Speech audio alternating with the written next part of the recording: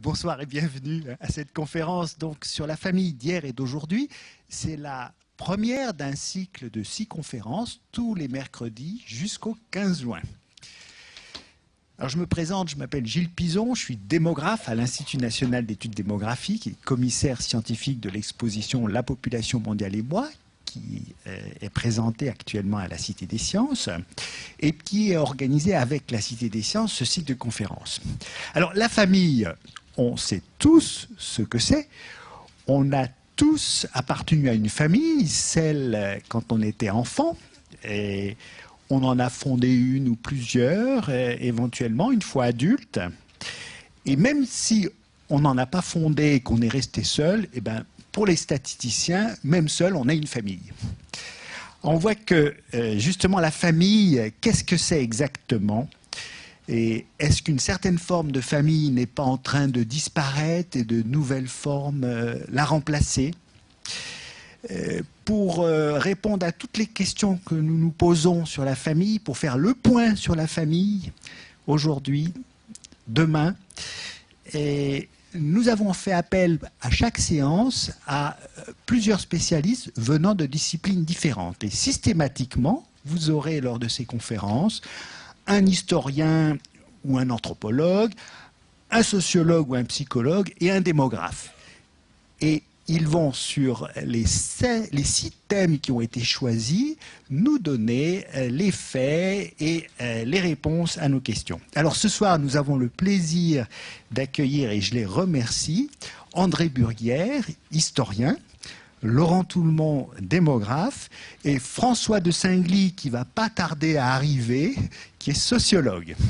Alors avant de leur passer la parole à tous les trois, je voulais vous signaler la parution le mois dernier d'un ouvrage de référence justement sur le thème que vont traiter ces conférences. Cet ouvrage s'appelle « Histoire de famille ». C'est rassemblé en un seul volume 30 études sur l'évolution de la famille aujourd'hui en France, réalisées donc chacune par les meilleurs spécialistes. Et donc, il vient de paraître, c'est un petit peu la Bible, hein, qui nous apprend beaucoup de choses. Alors, cet ouvrage, si vous êtes intéressé, il sera en vente, il est en vente à la sortie de l'auditorium. Vous pouvez l'acquérir pour 30 €. Et en plus, on a le plaisir d'accueillir la directrice de l'ouvrage, Cécile Lefebvre, qui pourra vous le dédicacer. Et puis, Laurent Toulmont est l'un des auteurs de cet ouvrage et il est le responsable de la grande enquête qui a permis cette série d'études. Donc, lui aussi se fera un plaisir de nous le présenter, je pense, dans son intervention, puis aussi de vous le dédicacer. Donc je voulais vous signaler cet ouvrage qui donc est disponible, est en vente à la sortie de la salle.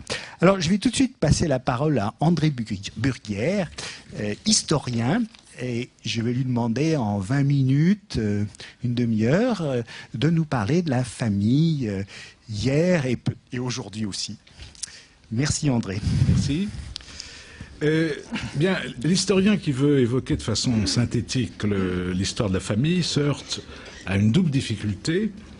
La première, c'est d'abord que c'est une histoire qui ne se raconte pas, c'est une histoire sans date précise, même sans évolution continue. Et la deuxième, vous venez de le dire, c'est que nous avons tous une certaine idée de la famille et une certaine idée du passé de la famille. Une idée fausse, bien sûr, qui idéalise les familles d'antan, mais c'est en fonction de cette idée que nous évaluons en général l'état actuel de la famille, que nous parlons de crise ou de déclin de la famille, et c'est toujours en fonction d'un passé de stabilité et d'harmonie familiale inventé par notre imagination nostalgique que nous construisons effectivement notre point de vue sur la famille. Ajoutons que les spécialistes, les sociologues, les démographes, les historiens ne sont pas plus à l'abri de telles illusions. Ils projettent leurs désirs et leur idéologie aussi bien dans l'avenir que dans le passé de la famille. Je donnerai un seul exemple. Quand je commençais à m'intéresser à la démographie, il y a déjà donc pas mal de temps, disons à la fin des années 60, tout le monde prévoyait le triomphe universel de la famille nucléaire, comme une sorte de modèle qui devait s'imposer progressivement à tous les continents. Or, on peut dire que dans nos pays, depuis déjà un certain temps, le modèle plutôt qui a le plus progressé proportionnellement, ce n'est pas le ménage nucléaire, c'est quelque chose qui ressemble plus à ce qu'on appelait avant le ménage matricentré du milieu afro-américain, et en particulier de l'Amérique centrale. Disons, considéré donc comme un modèle un peu particulier et qui devient, disons, qui prend les formes d'un modèle familial qui doit nous devenir familier. Nos catégories scientifiques, l'idée de structure familiale et l'importance que nous accordons dans la reproduction sociale à la famille sont aussi filles d'une idéologie, et de l'idéologie qui est à la source d'ailleurs de la sociologie de la famille, d'une grande partie des sciences sociales, qui est tout simplement la pensée contre-révolutionnaire du XIXe siècle, illustrée par des gens comme de Bonald, comme Frédéric Leplé, c'est lui qui a un peu inventé la notion de famille souche, qui ont fait de la famille la clé de voûte du système social, parce qu'ils considéraient qu'en brisant le cadre légal de la vie familiale de l'Ancien Régime, la Révolution avait brisé la société. Balzac dit à peu près, je crois, qu'en supprimant le droit d'aînesse, la Révolution a décapité tous les pères de famille. Et en fait, c'est cette idée d'une société devenue malade parce qu'on a désorganisé les structures familiales qu'est né le désir d'essayer de l'aborder scientifiquement pour la guérir. Et les catégories, on peut dire, de la sociologie, puisque l'idée de la famille comme clé de voûte de la société est un peu à la source même de la pensée sociologique française, est née dans ce mouvement. Donc, plutôt que de raconter une histoire qui n'existe pas, ou plutôt qui ne se raconte pas, ce que peut faire l'historien, et ce que je me propose de faire brièvement, c'est de démonter, les gens bien aujourd'hui diraient déconstruire, nos idées toutes faites sur le passé de l'organisation familiale et son évolution. En évoquant successivement l'instabilité même de la définition de la famille et de sa signification, ensuite l'évolution de ce qu'on appelle les structures familiales, disons des types de familles, et enfin l'évolution des rapports de la famille avec les autres formes de solidarité qui font une société, et en particulier avec l'État. Donc, d'abord, parlons famille. Qu'entendons-nous par famille? Aujourd'hui, nous pensons la famille comme l'addition, disons, d'une unité de résidence, c'est-à-dire un ménage, des gens qui vivent sous le même toit et qui partagent les mêmes ressources, d'une cellule de reproduction biologique, c'est-à-dire le couple et les enfants, à quoi s'ajoute en plus le groupe de parenté, c'est-à-dire des gens qui sont reliés par le sang, ce qu'on appelle les consanguins en langage savant, et aussi par l'alliance, c'est-à-dire on y ajoute les alliés de nos consanguins et les consanguins de nos alliés, comme disent les anthropologues. Tous ces gens qui se reconnaissent, s'aident et se réunissent dans des grandes circonstances, les fêtes, les mariages, les enterrements. Aujourd'hui que sévit la passion généalogique, par exemple, on organise d'immenses réunions de familles qui sont en fait la réunion de gens qui appartiennent au même arbre généalogique. Et on appelle ça la famille. Or, quand on parle de crise de la famille, on veut dire que tous ces liens qui se recoupaient tendent aujourd'hui à se disjoindre. La mobilité géographique, le fait que les gens maintenant bougent plus de par leur profession ou en changeant de profession, et l'exode rural qui a été très fort dans la deuxième moitié en France, dans la deuxième moitié du XXe siècle, on disjoint effectivement les liens avec les réseaux de parenté. La crise du mariage a substitué à la cellule conjugale ce qu'on appelle les familles recomposées, où les enfants ne cohabitent plus nécessairement avec leurs deux parents biologiques, ou avec, ou avec l'un ou l'autre alternativement, et vivent souvent avec des gens avec lesquels ils ne sont pas apparentés. Enfin, les naissances hors mariage prolifèrent. Dernier élément qui semble avoir désorganisé complètement l'univers familial, les techniques de fécondation assistée ou artificielle qui brouillent les filiations. Or, il faut tout de suite dire que la correspondance entre le ménage et la cellule biologique, où l'écrasante majorité des enfants sont de naissance légitime, constituait un modèle dominant, disons, dans une société comme la France, encore au milieu du XXe siècle. Mais c'était un phénomène relativement récent, et ça a été un phénomène passager. Si l'on prend les sociétés antiques, par exemple, comme la société romaine, le réseau de parenté, on appelle ça à Rome, c'est la gens, disons, le clan, on dirait plutôt, est une réalité totalement distincte du ménage, qu'on appelle la maison, la domus, ou la familia d'ailleurs, qui, elle, est à la fois une cellule biologique à laquelle on ajoute d'autres parents, à laquelle on ajoute parfois des esclaves, à laquelle on ajoute des enfants illégitimes, et tout un tas de gens. Les familles recomposées, où les enfants sont élevés par des non-parents biologiques, actuellement, est un phénomène qui a existé dans le passé, et un passé qui n'est pas très ancien. Ça constituait même le modèle, on peut dire, le type majoritaire de famille qu'on trouvait sous la France d'Ancien Régime. Alors que, à ce moment-là, le mariage indissoluble était la norme obligatoire.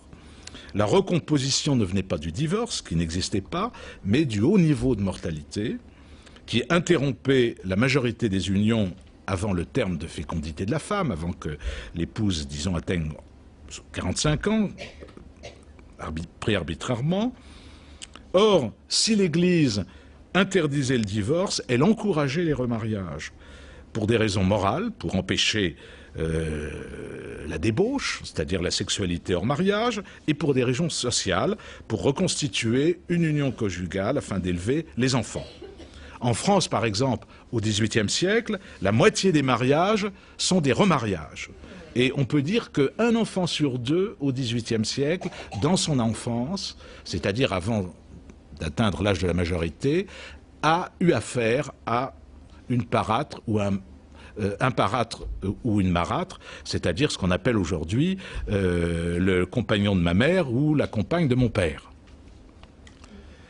Les liens de filiation biologique, enfin, que les techniques de fécondité artificielle semblent brouiller aujourd'hui, ont été constamment manipulés dans le passé. Et les anthropologues, d'ailleurs, nous ont appris à considérer que les sociétés très anciennes, ou les sociétés exotiques presque contemporaines, ont très souvent imaginé les liens de filiation et de parenté sans rien connaître, sans tenir compte, ou en ignorant totalement les mécanismes de la reproduction biologique. Je prends encore un exemple dans la Rome antique. À la fin de la République romaine, dans les familles patriciennes, on pouvait faire, pour faire plaisir à un ami qui désirait à tout prix avoir une descendance, il arrivait qu'on divorce de son épouse pour qu'elle puisse se remarier avec lui. Et c'était une bonne manière, dans ce cas, on a l'exemple de Caton d'Utique, qui a fait ça, de la lui donner enceinte.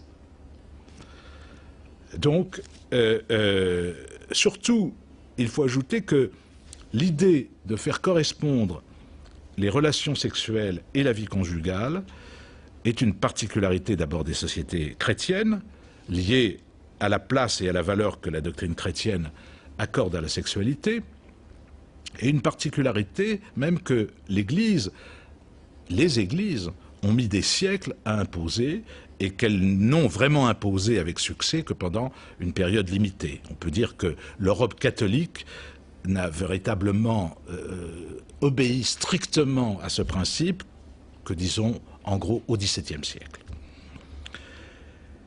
Je ne cherche pas donc à minimiser l'importance des transformations éthiques et sociales qui affectent la vie familiale aujourd'hui, mais tout simplement à suggérer qu'elle représente un tournant, une transformation importante, mais comme l'institution familiale en a connu beaucoup dans le passé. Et elle n'est qu'une illustration de plus pour l'historien de la famille de la plasticité de la réalité familiale. Donc, j'aimerais maintenant voir plus en détail cette plasticité en évoquant l'évolution donc de ce qu'on appelle les structures familiales, c'est-à-dire l'organisation de la famille. Et là aussi, une idée reçue, héritée d'ailleurs plus ou moins de théories inventées au XIXe siècle, c'est que les familles d'hier, comme milieu de vie et comme milieu de socialisation, étaient à la fois plus larges, plus formatrices, plus chaleureuses et plus protectrices qu'aujourd'hui. Ce qui est à la fois vrai et faux. Cette idée nous vient bien sûr d'une vision évolutionniste de l'organisation familiale, inventée, comme je viens de le dire, par les théoriciens du XIXe siècle, comme Le Play ou de Bonald, que j'ai cité plus haut, qui veut qu'à ces structures anciennes plus larges, de grandes familles comme la famille souche, telle que l'a définie Le Play, c'est-à-dire où 3 générations cohabitent, un enfant marié avec ses enfants, cohabitant avec ses parents, vivant sous le même toit, ou bien les familles polynucléaires, c'est-à-dire des familles où plusieurs enfants mariés avec leurs enfants cohabitent ou cohabitent sous la direction parfois des parents, qu'à ces structures anciennes larges est succédée la famille réduite, nucléaire, moderne. L'image de la famille nucléaire perdue dans les immenses HLM de banlieue, c'est comme ça que nous voyons justement la famille moderne, une famille réduite donc, peu protégée par son réseau de parenté et qui s'en remet pour l'essentiel à l'autorité publique pour l'éducation, la santé, la retraite, etc. Or, l'histoire telle qu'on a pu la reconstituer ou la mesurer, même des formes familiales, est en fait assez différente. Les premières grandes recherches qui ont utilisé la mesure, c'est-à-dire de type statistique, sur la taille et la structure des ménages, c'est-à-dire en comparant la fréquence de tel modèle familial, nucléaire ou élargi, comme celles qui ont été faites par Peter Laslett et le Cambridge Group for the History of Population, qui était le grand foyer d'études d'histoire des formes familiales dans les années 1970-1980, ont montré que le ménage nucléaire était déjà très majoritaire dans tout le nord de l'Europe dès le Moyen-Âge. Alors qu'en Europe méridionale ou en Europe orientale, des modèles de ménage complexes, comme justement la famille souche, que j'ai évoqué plus haut, ou la famille polynucléaire, étaient restés des modèles préférés, sinon majoritaires, disons jusqu'au XIXe siècle. Et dans cette diversité, la France était elle-même un espace divers, où pratiquement les 3 modèles existaient ou se partageaient l'espace national. Ces 3 modèles correspondent à des cultures familiales contrastées si l'on considère, comme les sociologues du XIXe siècle, que la famille est la matrice du système social, c'est-à-dire le lieu où l'on acquiert les valeurs sur lesquelles repose l'ordre social. Certaines enseignent plus l'autorité, la hiérarchie, d'autres l'égalité ou la liberté individuelle. C'est ainsi que, on peut dire, la famille nucléaire où les enfants quittent le toit familial au plus tard à leur mariage, c'est-à-dire ne cohabitent jamais avec les parents après leur mariage, favorise plutôt le partage, favorise la mobilité, favorise l'individualisme et valorise assez peu les liens de parenté. En revanche, la famille souche, elle, qui met en avant la notion de hiérarchie, d'autorité, puisque l'aîné a une place privilégiée, exalte aussi l'attachement aux liens consanguins, aux consanguins, c'est-à-dire l'attachement y compris de ceux qui devront quitter la famille, à leur foyer d'origine, et y compris aux ancêtres. C'est-à-dire il y a toute une mémoire familiale importante. Et la famille, on peut dire polynucléaire, c'est-à-dire où un ensemble familial important avec plusieurs couples mariés vivent ensemble et mettent tout en commun, où on n'exclut personne, eh bien, c'est un peu le modèle qui exalte la mise en commun, c'est-à-dire l'esprit communautaire, mais aussi l'autarcie, c'est-à-dire où il faut pouvoir se passer de tout ce qui existe en dehors de la famille. Or, de ces trois formules, la famille nucléaire, contrairement à l'idée évolutionniste, est peut-être la plus ancienne. Les classes populaires, à Rome, dans la Rome antique, qui vivaient dans les insulés, les sortes de HLM de l'époque, ces immeubles où on s'entassait plus ou moins, vivaient en famille nucléaire. Et dans les domaines agricoles de l'époque carolingienne, on a là-dessus des documents avec une ébauche de qualité statistique pour le IXe siècle. Sur ces grands domaines, les paysans qui étaient soumis à la corvée vivaient, à qui on attribuait une masure et un lot de terre pour survivre, vivaient en ménage nucléaire.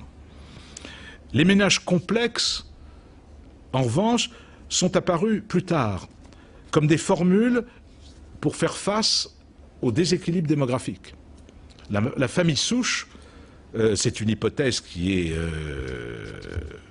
plus que probable maintenant, est née dans des régions montagneuses, proches des montagnes, où la population vivait avant tout de ressources communales, où les ressources communales étaient plus importantes que les ressources privées, c'est-à-dire ce qui venait des forêts, ce qui venait du pâturage commun, etc. Et dans ces régions, on se met à choisir un héritier qui restera sur la terre pendant que les autres auront à se trouver, soit à trouver une héritière, soit auront à émigrer, ou aller ailleurs. Cette formule a été mise en place pour empêcher, en fait, l'augmentation du nombre de ménages. Parce que dès qu'on augmente le nombre de ménages, dans un village où on vit essentiellement sur les ressources communales, eh bien, on diminue la part de chacun. Et c'est une formule qui s'est mise en place d'abord à la fin du XIIIe siècle, c'est-à-dire au moment où la population de l'Europe atteint une sorte de seuil maximum, de seuil de surcharge, où il y a une pression démographique qui n'existait pas avant, et ce phénomène réapparaît à partir du XVIe siècle, c'est-à-dire au moment où la population d'Europe, justement, retrouve le même niveau limite pour ces sociétés agricoles qui avaient des ressources donc peu élastiques. Et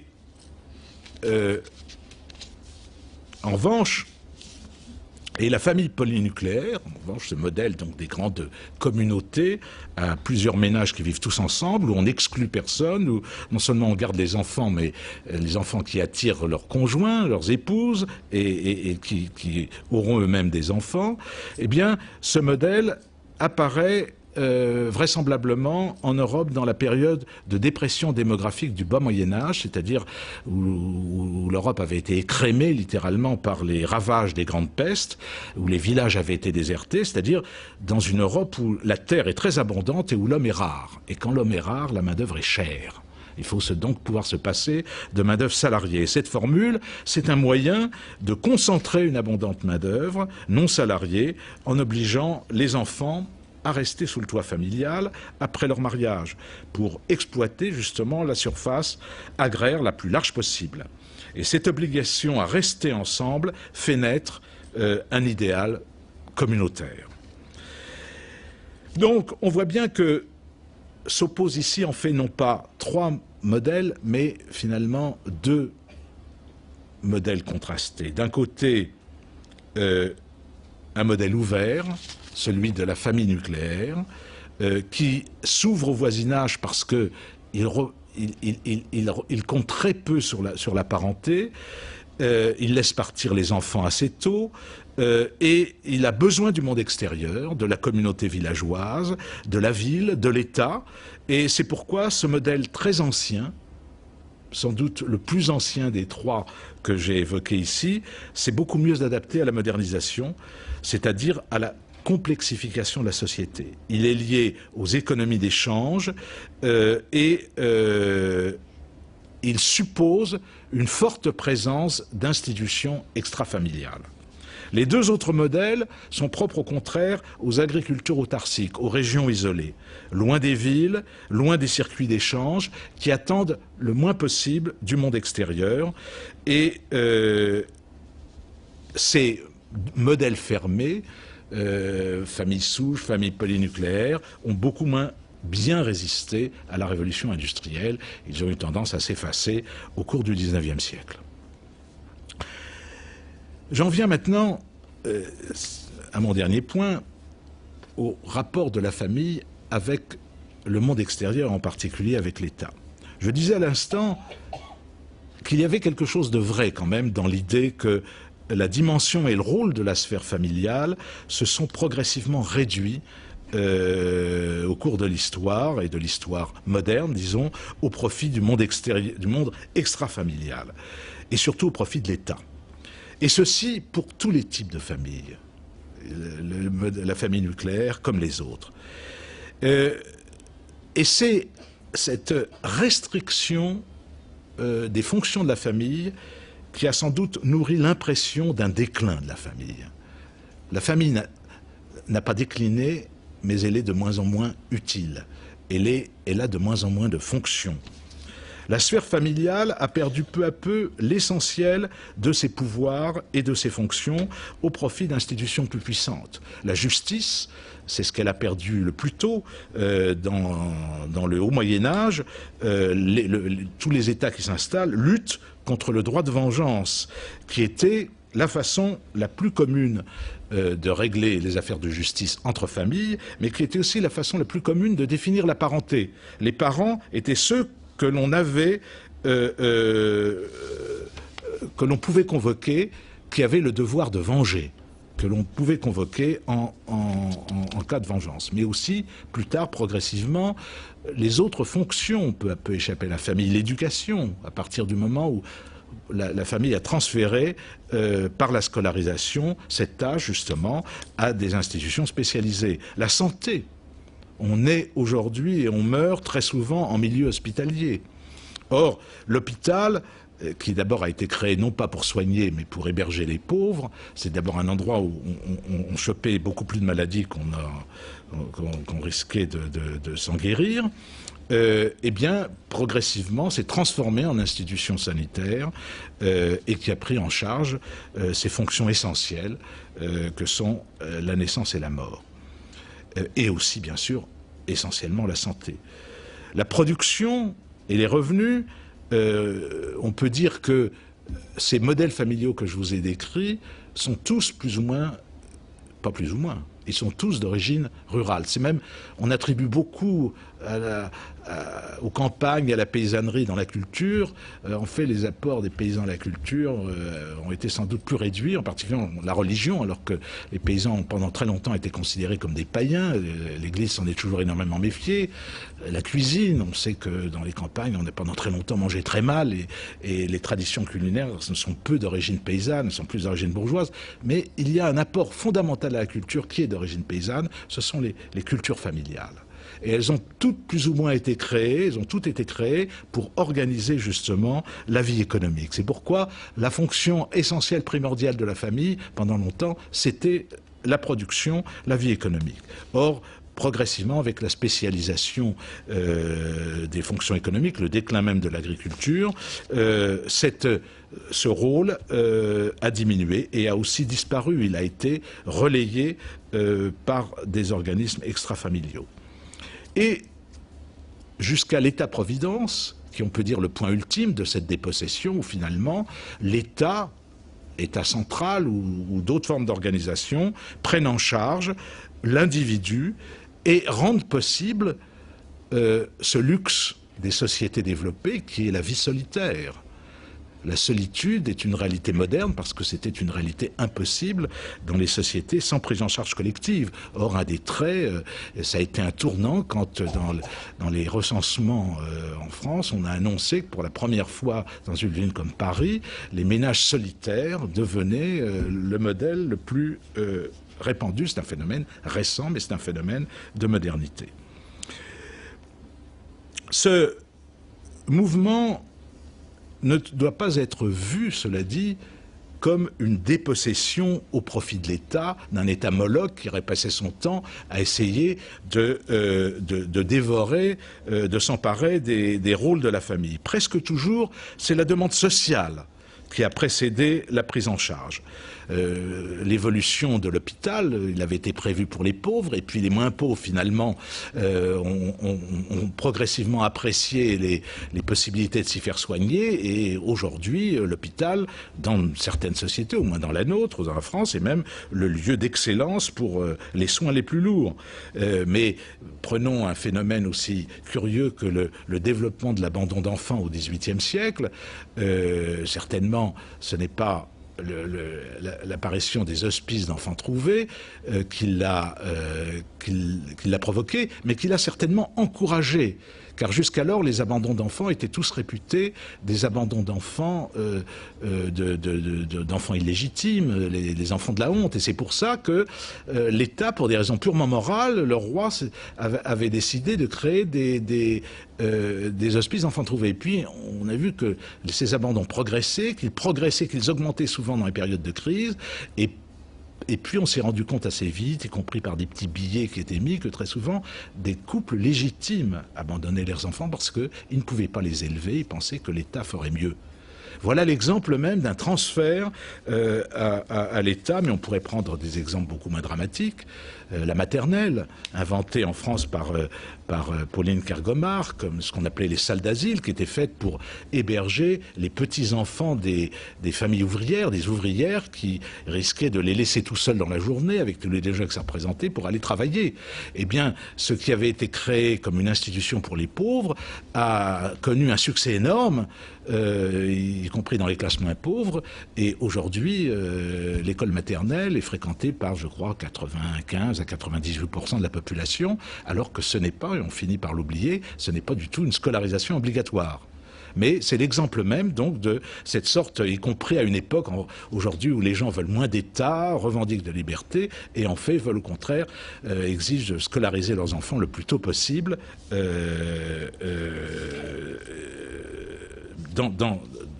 en dehors de la famille.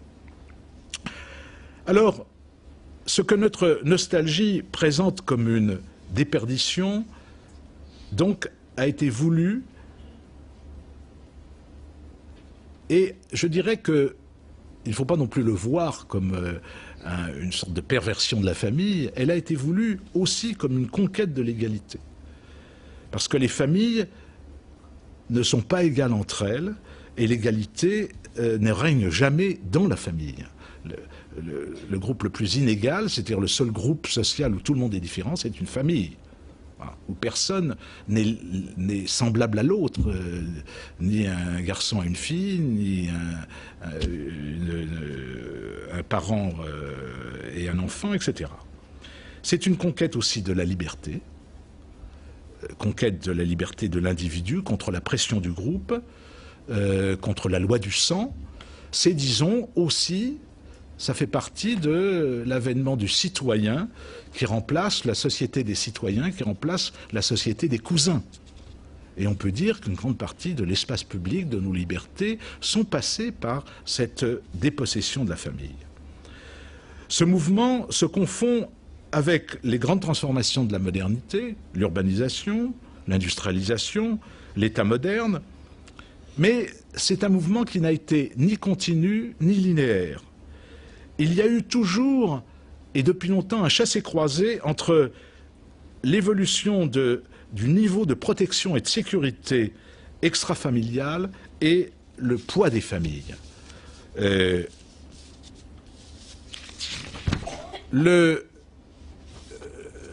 Par exemple, l'essor des regroupements familiaux, de ce qu'on appelle les frérèches, de ces grosses communautés au bas Moyen-Âge, correspond à l'effondrement des États, de l'encadrement étatique, dans une période de grande insécurité, de grande désorganisation. Et on peut dire que quand l'État s'effondre, l'espace extrafamilial devient dangereux. À ce moment-là, la famille se fait Bastille et elle reprend tous ses rôles. Elle prend en charge ce qu'elle avait laissé à d'autres. Mais elle le fait aussi quand l'État devient oppressif. Nous avons assisté aux deux phénomènes au cours du XXe siècle. Face aux dictatures, les solidarités familiales, pourtant pourchassées souvent, car les régimes totalitaires ont toujours cherché à affaiblir la famille, les solidarités se sont souvent refaites, mettant à l'épreuve ainsi la capacité de solidarité des modèles familiaux. Il y aurait une comparaison, je n'ai pas le temps de faire, assez intéressante entre la capacité de résistance, par exemple, du modèle familial dans le sud-est asiatique, en Chine et au Vietnam, qui a pu d'ailleurs, qui renaît de ses cendres dès les premières libéralisations dans les années 1990, et la faiblesse de la famille russe, qui n'a pas été détruite par le communisme, qui avait été détruite bien avant par le système du servage, et par le fait que dans le MIR, dans le village, effectivement, la famille recevait, on redistribuait régulièrement les terres et la structure familiale en fonction des besoins du domaine. La famille s'était depuis longtemps déchargée de ses responsabilités. L'autre phénomène récent que nous avons vu, c'est face au chômage que nous voyons encore et au marasme économique, la famille prend le relais, la solidarité. Ce relais de la solidarité familiale en période de chômage explique sans doute, par exemple, que certains pays latins, comme la France, l'Espagne, l'Italie, supportent encore plus facilement des taux de chômage élevés que l'Europe du Nord, par exemple, de par des traditions familiales, de ce point de vue-là, des formes de solidarité mieux conservées. Alors, faut-il réhabiliter les solidarités familiales? Il en était question. Curieusement, l'idée est apparue chez des hauts fonctionnaires à l'époque de la gauche. Même si le concept est un peu exotiques pour la tradition de gauche, qui se sont dit, par exemple, pour la prise en charge des handicapés, pour la prise en charge de la vieillesse, finalement, aussi, au lieu de créer des institutions, on redistribue de l'argent aux familles, cet argent sera mieux utilisé parce que la famille sait mieux faire ça naturellement, parce qu'il y a un réflexe de solidarité. L'idée peut être intéressante, elle peut être aussi contestable, parce que cette idée que dans les familles on ne compte pas, qu'on est hors marché, est à la fois une idée vraie et un mythe.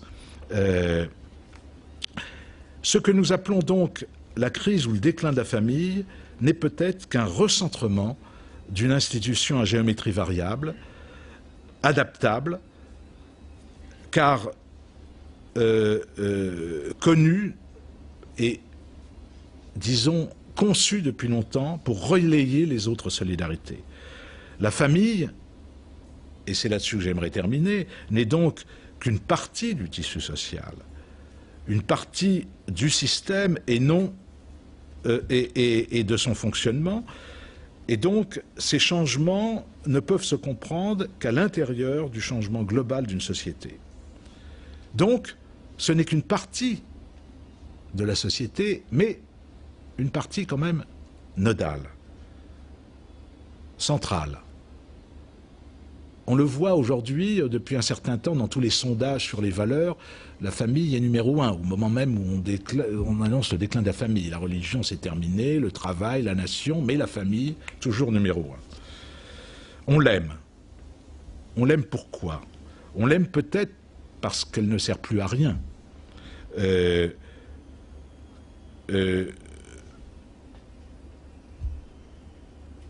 On l'aime, ce qui n'est pas vrai, nous l'avons montré, elle est capable encore de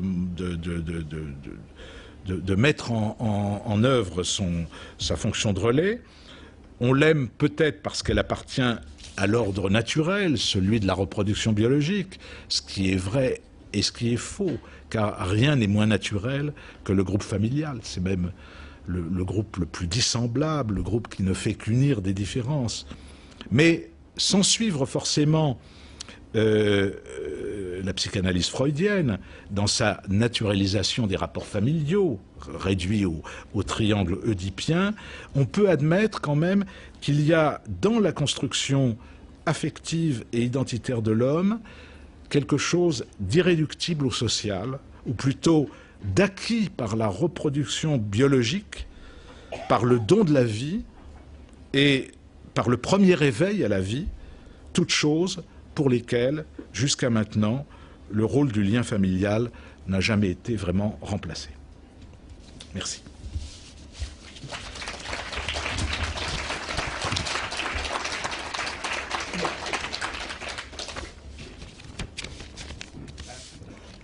Merci André Burguière. Laurent Toulmont, tu as la parole. Merci beaucoup. Alors, je vais aborder le même sujet d'une façon assez différente de celle d'André Burguière. Sur la question de la définition même de la famille, de ses limites, de son évolution, vous aurez la séance de la semaine prochaine sera consacrée à cette définition de la famille. Je crois qu'on y reviendra. Donc moi, je vais me concentrer sur une définition assez limitative de la famille, qui est celle par laquelle les démographes commencent à observer les comportements, qui est une femme et ses enfants, et éventuellement le mari ou les maris de cette femme. Bon, on verra que, en réalité, quand on essaye de reconstituer déjà ce noyau familial, ça n'est pas si simple.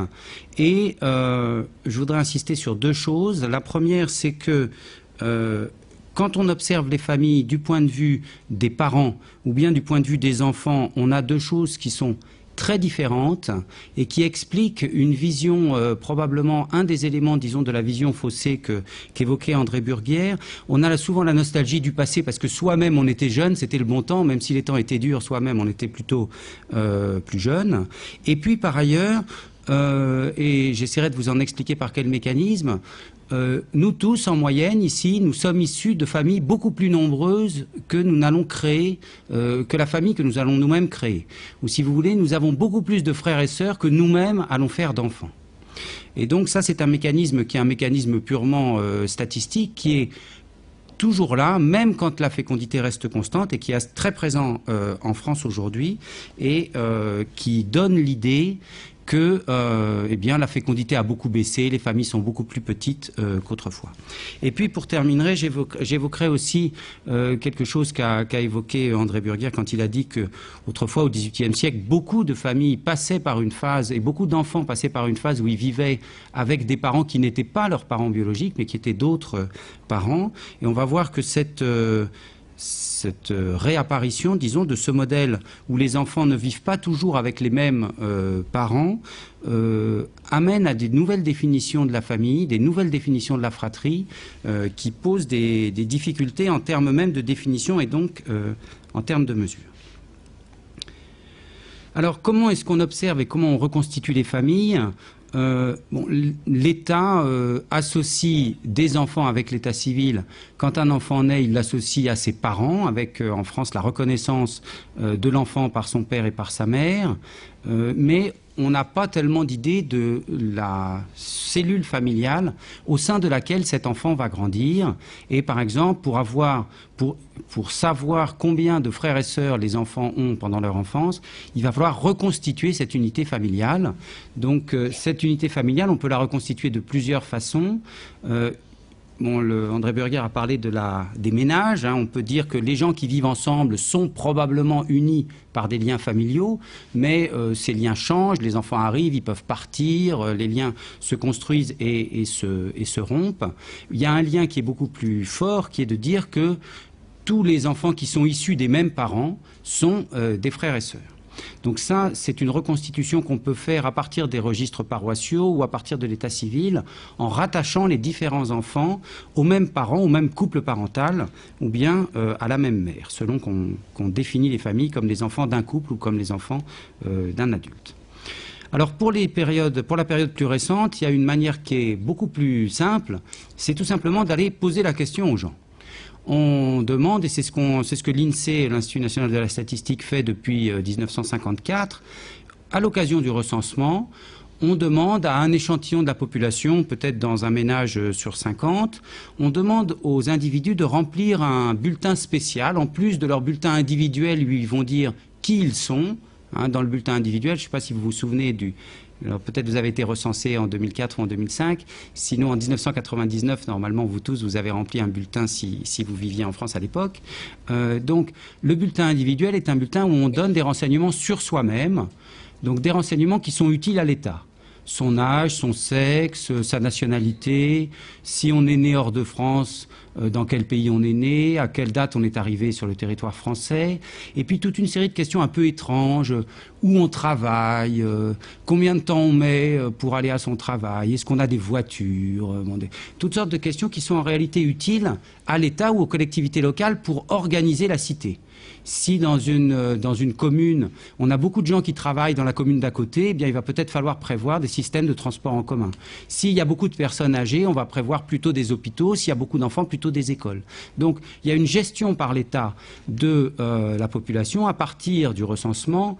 Mais si dans un ménage, il y a des adultes et des enfants, l'État se soucie assez peu en réalité de savoir si ces enfants sont les enfants biologiques des parents qui sont là, si les adultes qui sont là sont eux-mêmes forment un couple, qu'est-ce que c'est qu'un couple, hein, est-ce qu'ils ont des relations sexuelles fréquentes, s'ils sont du même sexe, est-ce qu'ils sont un couple quand même, si ils ne sont pas mariés, est-ce qu'ils font un couple quand même, bon. Tout ça intéresse assez peu l'État en réalité, parce que de toute façon, il faudra bien offrir, disons, à ses habitants des biens publics, encore une fois en termes de transport, d'hôpital, etc., qui ne dépendent pas du tout des liens qu'ils vont avoir entre eux au sein de la famille.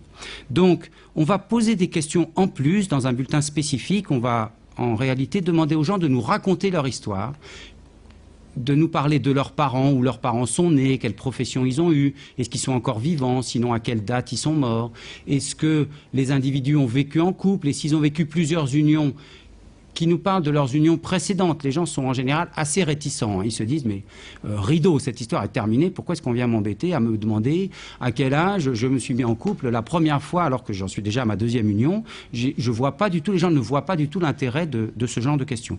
Et elles servent aux démographes à reconstituer l'histoire des individus. Donc de même combien les personnes ont eu d'enfants, que ces enfants soient encore vivants ou qu'ils soient décédés, qui vivent dans le ménage ou qui soient déjà partis. Ce qui nous intéresse, c'est justement de reconstituer l'ensemble des enfants. Et à l'occasion du dernier recensement, on a inclus des questions sur les enfants des conjoints ou des anciens conjoints que la personne a pu élever ou bien avec laquelle la personne a pu vivre. Donc ça nous permet pour la première fois, sur un échantillon très important, de reconstituer l'histoire féconde, disons, ou l'histoire familiale des individus, en incluant donc l'ensemble des conjoints et l'ensemble des enfants de ces conjoints. Donc, je vais m'intéresser ici et je vais vous parler principalement du noyau familial, les parents et leurs enfants. Encore une fois, je renvoie à la semaine prochaine les discussions sur tout le halo dont parlait André Burguière, dans lequel les solidarités vont pouvoir s'exercer, que ça soit donc des grands-parents, des arrière-grands-parents, ou bien des oncles, des tantes, des cousins, des neveux, etc. Alors, premier point que je voudrais évoquer, c'est la concentration des tailles de famille. Aujourd'hui, on a beaucoup de personnes qui ont 2 enfants, beaucoup de familles avec 2 enfants, et autrefois, on était dans une situation où les tailles des familles étaient beaucoup plus diverses. Alors, je vais vous présenter ici un graphique qui est, alors j'espère pas trop compliqué. Donc, sur l'axe horizontal, l'axe des abscisses, vous voyez les années. Donc là, on a un siècle de fécondité sous les yeux. Donc à gauche, vous avez l'année 1900 et à droite, l'année 2000. Et la courbe qui est en rouge représente, disons, le niveau de la fécondité. Bon, ça traduit plus ou moins le nombre d'enfants au cours de l'année, mais qui est traduit dans une métrique que nous, démographes, on aime beaucoup, c'est le nombre d'enfants par femme. Donc, par exemple, le point qui est en haut à gauche, ici, signifie que dans les conditions de fécondité de 1900, les femmes avaient à peu près 2,9 enfants en moyenne. Et puis, vous voyez que pendant la Grande Guerre, la fécondité a baissé énormément. Évidemment, les couples étaient séparés et la fécondité était très basse. Pendant l'entre-deux-guerres, la fécondité est revenue d'abord un peu à un niveau élevé juste après la guerre, et puis elle a continué à baisser. Et ici, on a une période assez particulière, qui est la période du baby-boom, pendant laquelle la fécondité était assez élevée. Et puis, depuis à peu près 1975, la fécondité est stable, hein, donc ça fait à peu près depuis 30 ans que le nombre d'enfants par femme, calculé par cet indicateur, est à peu près aux alentours de 1,8 enfants par femme. Alors sur le même graphique, vous voyez la courbe qui est ici en bleu, représente le nombre moyen d'enfants par femme dans ce qu'on appelle des générations, c'est-à-dire des femmes qui sont classées selon leur propre année de naissance. Alors comme en 1900, les femmes qui ont eu des enfants, c'était des femmes qui avaient à peu près entre 25 et 30 ans. Donc en face de l'année 1900, j'ai mis ici les femmes qui sont nées en 1872, et ces femmes en moyenne, elles ont eu 2,6 enfants chacune. Et puis, vous voyez qu'ici, la descendance finale diminue, et les femmes qui sont nées, disons, à la fin du 19e siècle, hein, un petit peu avant 1900, ces femmes-là, elles ont eu en moyenne 2 enfants par femme. Donc un nombre d'enfants assez faible, hein, d'autant plus que beaucoup de ces enfants mouraient, et en particulier mouraient très jeunes. Et puis, on voit qu'au fur et à mesure que les femmes ont vécu le baby-boom, il y a une augmentation du nombre moyen d'enfants par femme, et les femmes nées en 1930 à peu près ont eu 2,6 enfants en moyenne, c'est-à-dire à peu près autant que celles nées en 1900. Et puis, depuis à peu près une vingtaine de générations, on a une fécondité moyenne de 2,1 enfants par femme. Donc vous voyez une situation où, premièrement, la fécondité en termes de nombre d'enfants par femme n'est pas vraiment plus basse que ce qu'elle était au début du siècle. Et en particulier, dans la période de l'entre-deux-guerres, la fécondité était basse. Et donc les femmes qui sont nées en 1900 ont eu relativement peu d'enfants. Et puis deuxième chose, donc après cette parenthèse du baby-boom, on est aujourd'hui dans une situation de relative stabilité, hein, à un niveau donc un petit peu supérieur à 2 enfants par femme. Alors 2 enfants par femme en moyenne, hein, évidemment on se moque souvent des démographes qui disent 2,1 enfants par femme, donc c'est facile de faire 2 enfants, pour faire le virgule 1 c'est déjà un peu plus compliqué. En réalité, les femmes ou les couples, ils ont 0, 1, 2, 3, 4, 5 ou 6 enfants ou plus. Et donc, on peut représenter non pas le nombre moyen, mais la répartition, la distribution des familles, enfin ici encore une fois la distribution des femmes, selon le nombre d'enfants qu'elles ont eus. Donc sur ce graphique, j'ai représenté ici, vous avez 100 femmes. Alors prenons 100 femmes qui sont nées en 1900. Vous en avez à peu près 23%, donc presque un quart, qui n'ont pas eu d'enfants du tout. Hein, parmi ces femmes, nombreuses étaient celles qui n'avaient pas d'enfants. Il y avait beaucoup de contraintes qui les ont empêchées d'avoir des enfants. Bon, d'abord, les hommes correspondants étaient souvent morts à la guerre. Hein. Il y a beaucoup d'hommes de la fin du 19e siècle qui sont morts pendant la guerre de 14. Donc, beaucoup de ces femmes sont restées célibataires. Mais même parmi celles qui se sont mises en couple, c'est presque 1 sur 5, à peu près 18%, qui, bien qu'ayant vécu en couple, n'ont pas eu d'enfants. Donc, autrefois, beaucoup de couples restaient sans enfants. Et puis, un nombre important de femmes avaient exactement 1 enfant. Vous voyez, au total, on arrive déjà à presque à la moitié des femmes qui avaient 0 ou 1 enfant. Donc, vous voyez qu'on est très loin de l'image où toutes les femmes avaient de très nombreuses familles. Non, la moitié des femmes avaient soit 1 enfant, soit 0 enfant. Et puis, à peu près 2 femmes sur 10, 20% avaient 2 enfants. Et puis, un certain nombre, pas beaucoup, disons 1 sur 5 à peu près, avaient 4 enfants, et 1 sur 10, 5 enfants ou plus. Mais 5 enfants ou plus, ça voulait dire parfois 10, voire 15 enfants. Et il y avait quelques familles extrêmement nombreuses, et il y avait une hétérogénéité qui était due à beaucoup de facteurs, des facteurs de santé, aussi des facteurs biologiques. Certains couples sont plus fertiles que les autres, et certaines femmes avaient le malheur de tomber enceintes sans cesse, et d'autres étaient bien contentes de se contenter d'1 ou 2 enfants. Le problème principal à l'époque, c'était de ne pas avoir trop d'enfants. Hein, c'était ça le problème premier, puisque et ça on le sait depuis longtemps, plus on a d'enfants, moins les enfants survivent. C'est difficile de faire survivre les enfants quand il y en a beaucoup. Donc il y a toute une série de stratégies qui étaient mises en place par les couples pour limiter ou pour espacer leurs enfants. Alors voyons à peu près 30 ans plus tard, hein, les femmes qui sont nées en 1930, celles-là, elles ont eu leurs enfants pendant le baby-boom. Elles ont vécu toute la période du baby-boom où la fécondité était très élevée. Donc une augmentation de la fécondité, moins de femmes sans enfants, et puis un petit peu plus de mères de 2 enfants, 3 enfants, 4 enfants, 5 enfants ou plus, et un petit peu moins de mères d'enfants uniques.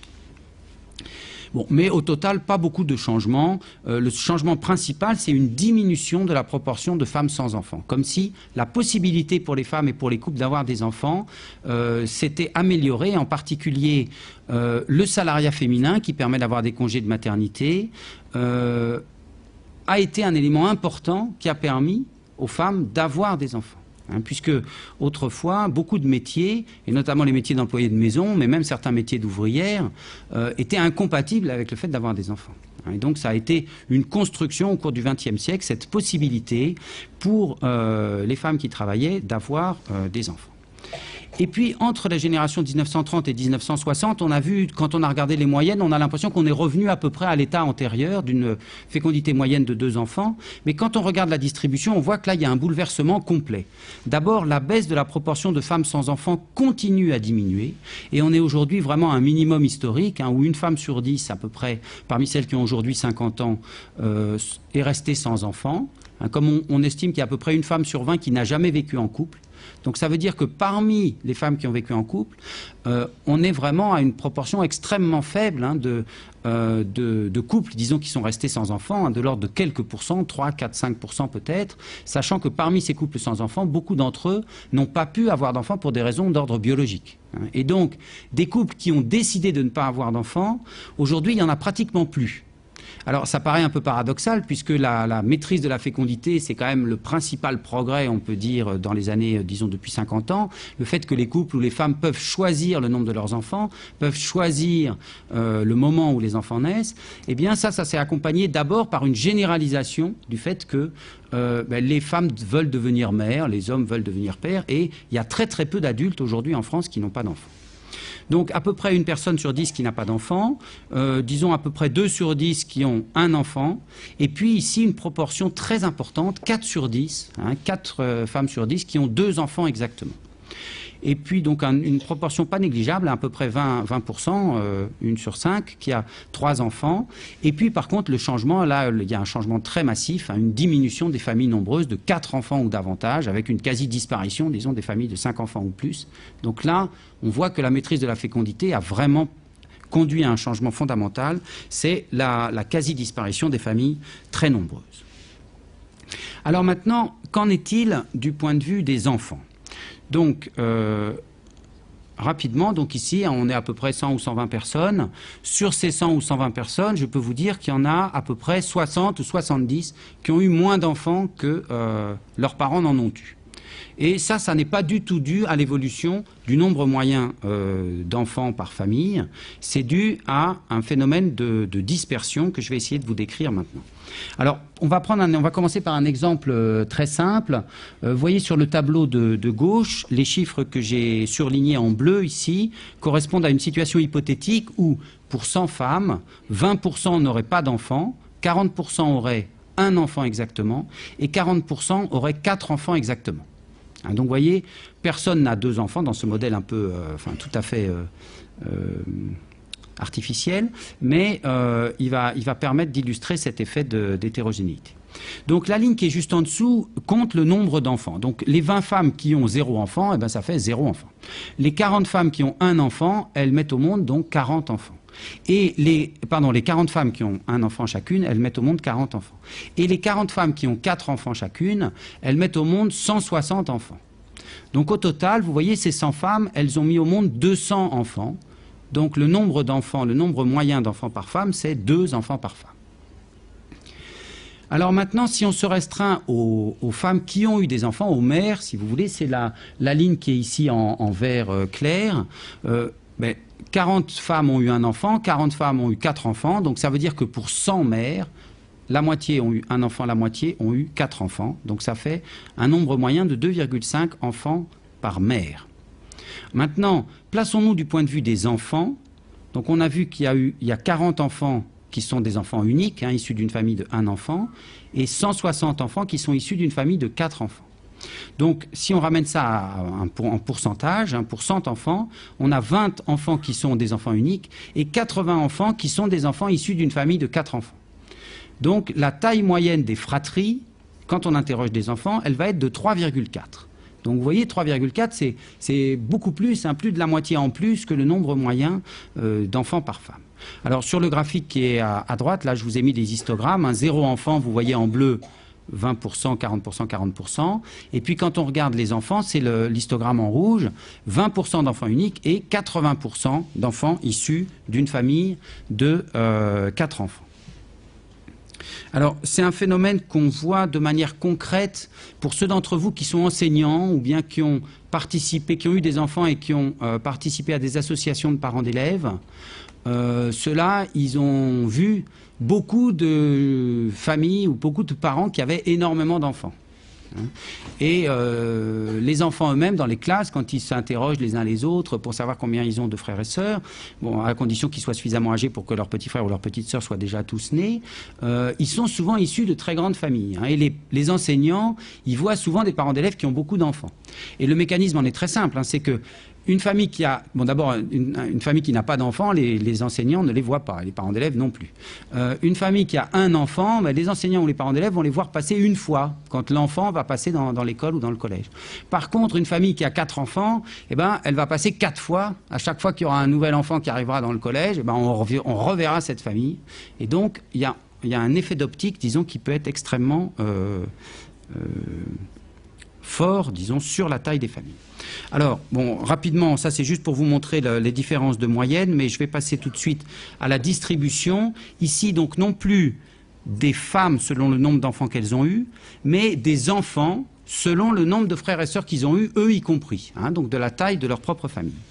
Donc, vous voyez ici les enfants dont la mère est née en 1900, donc c'est directement comparable au graphique que je vous ai présenté tout à l'heure. Donc, bien entendu, aucun enfant n'est issu d'une femme qui n'a pas eu d'enfant.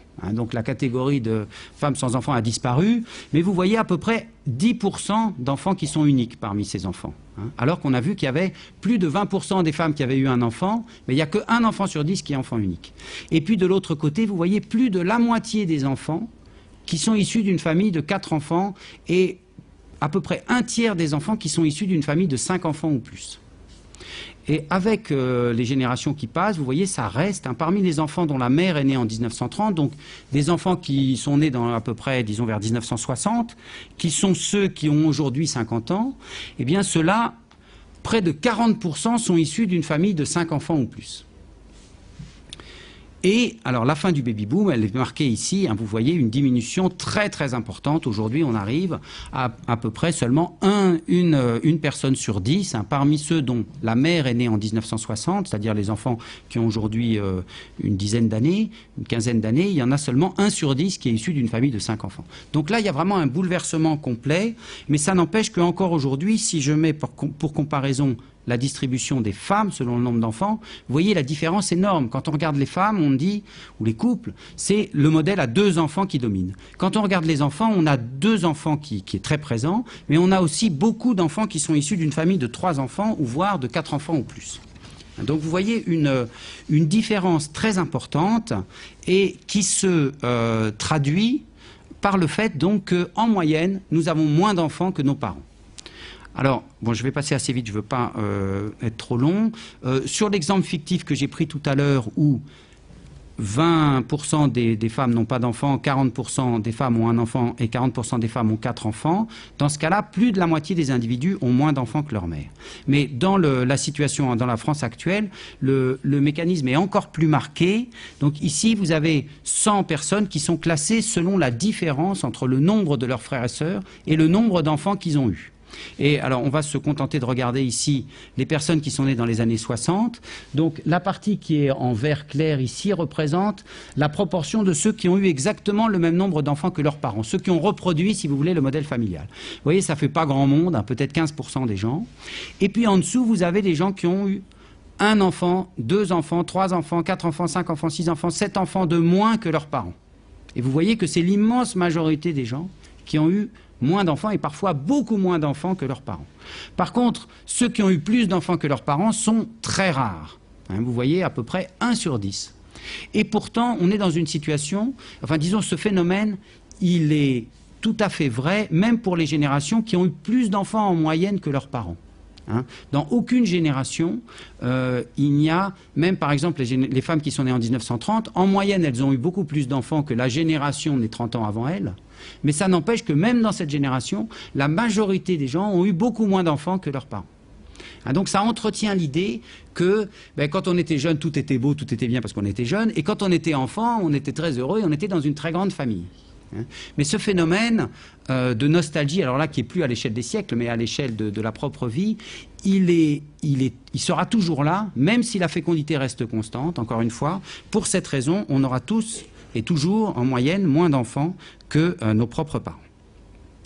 Alors, rapidement, un mot sur les familles recomposées.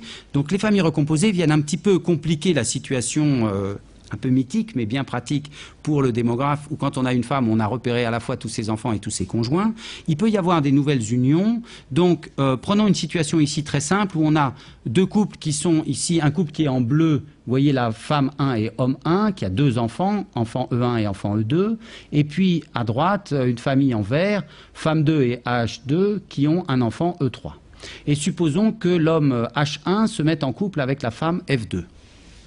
Donc c'est une situation qui peut correspondre du point de vue des enfants à, disons, des changements de résidence. Et dans l'exemple que j'ai pris ici, l'enfant E1 est resté avec sa mère F1, et puis l'enfant E2 est venu avec son père H1, et l'enfant E3 est venu avec sa mère F2.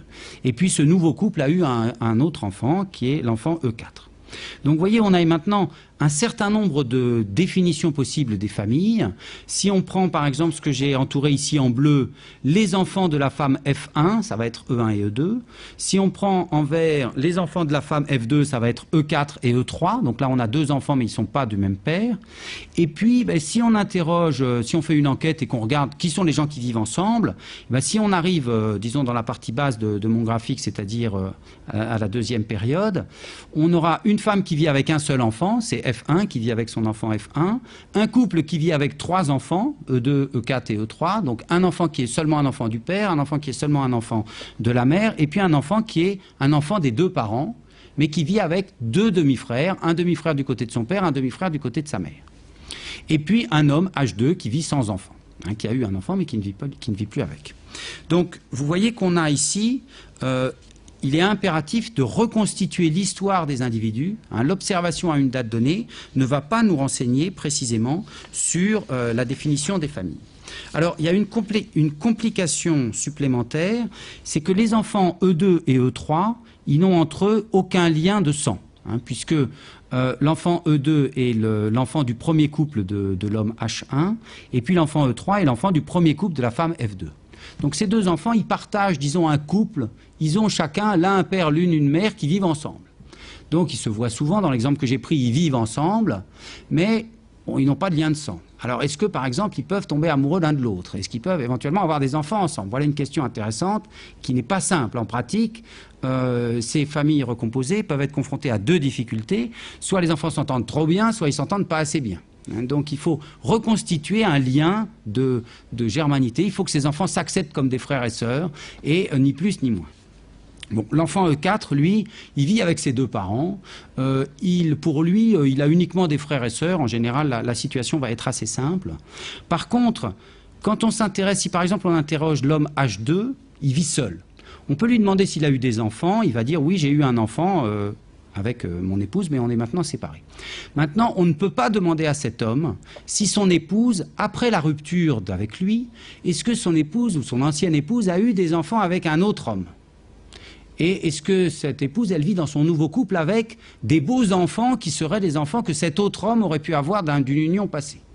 Donc là, clairement, dans les enquêtes, les hommes ne veulent, et les femmes d'ailleurs aussi, ne veulent pas en parler. C'est-à-dire que cet homme H2 n'est pas le beau-père, n'est le beau-père d'aucun de ses enfants. Il n'est pas le beau-père de E2, il n'est pas le beau-père de E1, il n'est pas le beau-père de E4, parce que ces enfants sont nés, soit ils sont nés après la rupture, soit ils sont nés d'un autre homme qu'eux. Et par contre, l'homme H1, lui, il va considérer que l'enfant de son épouse, il s'est mis en couple avec une femme qui avait déjà un enfant, et bien cet enfant, c'est son bel enfant, il va vivre avec lui, et il va l'inclure dans son histoire familiale. Donc du point de vue des adultes, il y a une différence fondamentale.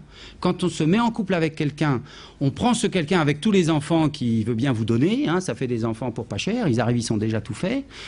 Par contre, des enfants que le conjoint peut faire après la rupture, ceux-là, c'est pas du tout des beaux enfants. Hein, donc il y a une dissymétrie, la flèche du temps est vraiment fondamentale pour les adultes, alors que pour les enfants, la flèche du temps, elle n'a pas grand sens. Il y a toujours un aîné et un cadet, et l'aîné, il est né avant le cadet, et puis c'est tout. Et quand il y a eu des ruptures d'union, eh ben, il y a plus de chances que le cadet soit avec ses deux parents et les aînés eh ben, séparés d'un de leurs parents. Donc il y a au contraire pour les enfants une symétrie de la dimension de la fratrie, mais avec des situations un petit peu compliquées. Par exemple ici, E2, E3 et E4 se considèrent comme des frères et sœurs, mais est-ce que E3 va considérer E1 comme son frère ou comme sa sœur? C'est pas très évident. Ils n'ont jamais vécu ensemble, ils n'ont aucun lien de sang. Bon, ce qu'ils partagent, c'est qu'ils partagent un demi-frère en commun. Mais est-ce qu'ils sont vraiment des frères et sœurs? La question n'est pas très évidente. Donc, même pour définir ce qu'est une famille, et sans, encore une fois, aller à des définitions plus larges des liens familiaux, mais déjà pour savoir ce que c'est qu'un noyau d'un homme, d'une femme et de ses enfants, on arrive à des questions qui sont assez complexes parce que, évidemment, ça peut faire des liens qui sont très riches, qui sont foisonnants, qui sont reconstruits. Quand il y a des conflits, ils peuvent se déconstruire. Bon, le point de vue des enfants peut être très différent du point de vue des adultes.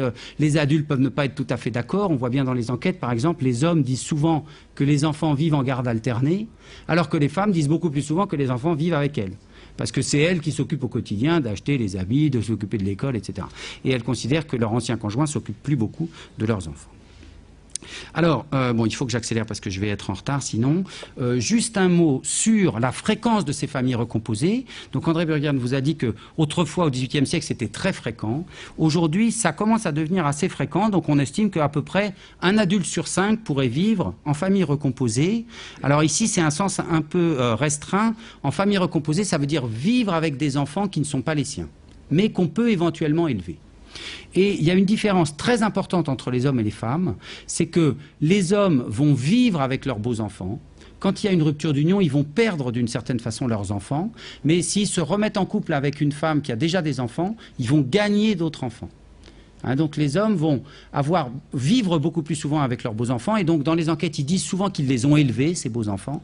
Par contre, ils perdent le lien avec leurs enfants, et dans les enquêtes, on perd des enfants. Quand on interroge les hommes et qu'on leur demande combien d'enfants ils ont eu, ben, il en manque à peu près 6%. Parce que les hommes, s'ils n'ont plus aucune relation avec leurs enfants, n'aiment pas beaucoup en parler de ces enfants avec lesquels ils n'ont plus aucune relation. Et donc, évidemment, ils savent très bien qu'ils ont eu des enfants, mais ils n'ont pas tellement envie d'en parler. Ça ne sont plus tellement leurs enfants. Alors que pour les femmes, le lien avec leurs enfants est beaucoup plus constant au cours du temps. Mais par contre, quand elles sont dans une famille recomposée, eh bien, le plus souvent, elles vont vivre avec leurs propres enfants et elles vont devoir aider le beau-père et puis ses propres enfants à construire un nouveau lien. Alors, un lien qui peut être compliqué parce qu'il y a aussi un père, en général, qui peut avoir gardé des liens avec les enfants. Donc, il faut construire tous ces liens, mais les femmes vont garder leurs enfants et devoir, disons, aider à reconstruire ce lien entre le beau-père et leurs propres enfants. Donc, j'en arrive tout de suite à mes conclusions. Donc, il y a un resserrement des tailles de famille parce que la parenthèse du baby-boom, disons, est terminée, mais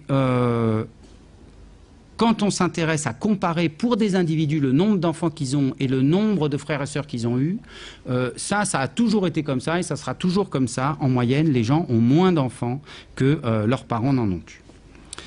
Alors, donc, Gilles Pison vous a évoqué l'ouvrage dans lequel ces comportements sont décrits. Donc, je ne saurais trop vous conseiller de les feuilleter en sortant. Et sinon, donc, je crois que sur le site internet de la Cité, il y aura des documents. Donc, si vous voulez en savoir plus, vous avez des références de documents où ces résultats sont décrits. Voilà, je vous remercie.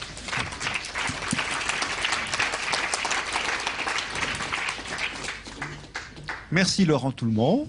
Et la parole à François de Singly pour une présentation, si possible, assez courte pour permettre donc à notre auditoire de poser des questions sur des points qui leur posent particulièrement problème. Donc, à vous la parole. Merci. Merci. Je serai peut-être un peu entre les deux d'une certaine façon. Je vais vous parler de la famille essentiellement au XXe siècle, mais pas vu du point de vue démographique, même si bien entendu tout ce qu'on a vu s'articule avec ce que je vais dire. Je vais vous proposer une interprétation des transformations de la famille au cours du XXe siècle en empruntant un schéma théorique que ont progressivement construit certains sociologues en distinguant deux types de modernité, donc première modernité, deuxième modernité. Donc je vais essayer de vous décrire rapidement la famille première modernité, la famille deuxième modernité. Ici, pour commencer, en fait, parce que la famille, c'est aussi une forme d'imaginaire, je vais commencer par une citation de Balzac, qui, dans son avant-propos à la Comédie humaine, écrit cette phrase. « Aussi regardais-je la famille, avec une majuscule, et non l'individu comme le véritable élément social. Sous ce rapport, au risque d'être regardé comme un esprit rétrograde, je me range du côté de Bossuet et de Bonald, au lieu d'aller avec les novateurs modernes. » Donc on va voir qu'en fait ça va être une chose un petit peu difficile. Bien entendu, la famille se maintient, Rehburger l'a dit aussi très fortement, mais qu'en fait elle va changer en partie, me semble-t-il, de nature, puisque, pour le dire de manière schématique, dans la famille traditionnelle, la famille est composée des membres de la famille, alors que dans la famille moderne, progressivement, les individus vont rester individus beaucoup plus que membres de la famille dans la famille. Alors, au début, c'est abstrait, hein, mais vous allez voir, normalement, ça va le devenir moins. Ici, ce qui est important de voir, c'est qu'il y a eu le sentiment, après la Révolution française, sentiment en partie justifié, parce que la Révolution française passe énormément de temps à réformer la famille, hein, du point de vue des deux dimensions décisives, du point de vue de la filiation, en essayant d'imposer la réforme de l'égalité entre les enfants au niveau de l'héritage, même s'il y a eu des résistances, bien évidemment, et avec une deuxième réforme dont je vais vous reparler, qui est celle du divorce par consentement mutuel.